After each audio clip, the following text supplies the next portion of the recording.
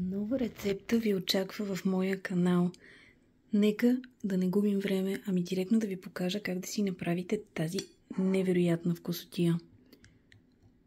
Хайде бързо да започваме.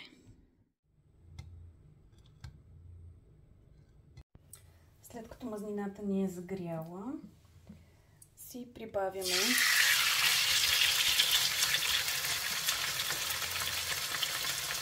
пиленцето.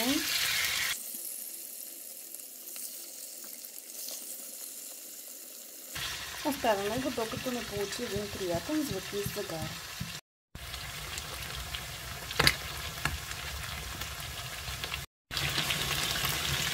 От едната страна вече е с загар, така че го обръщаме.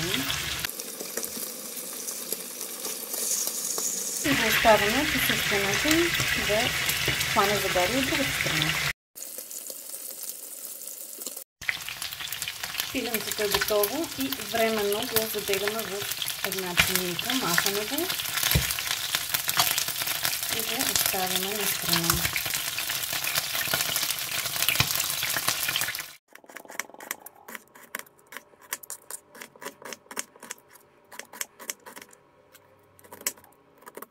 Продължаваме, като в същата мазнинка изсипваме нарязан насипно лук,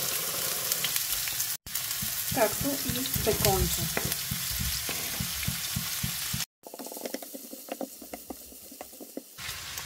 Пресоваме си и няколко скилитки чесън.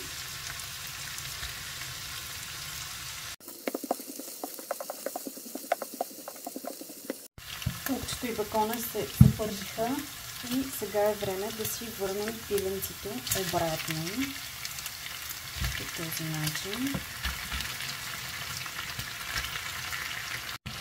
Следващата стъпка е да прибавим готварска сметана. Отгоре си натрушаваме едно пилешко бульонче.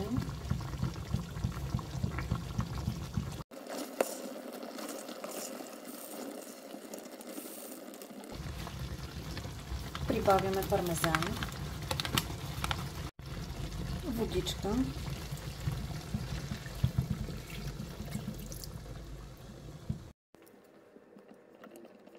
оставяме по този начин за известно време, около 10 на минутки, и след което продължаваме напред.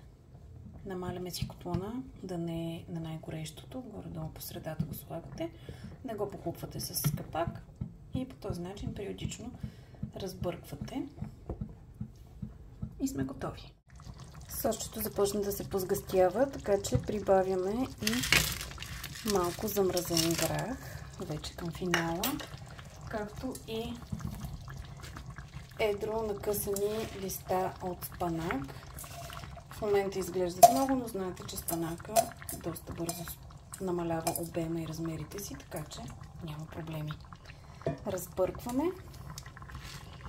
внимателно и сме почти готови. Последната ни стъпка е да си настържим кората, малко кора от един лимон.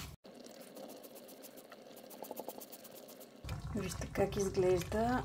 За пореден път не мога да ви опиша какви приятни аромати се разнасят из кухнята.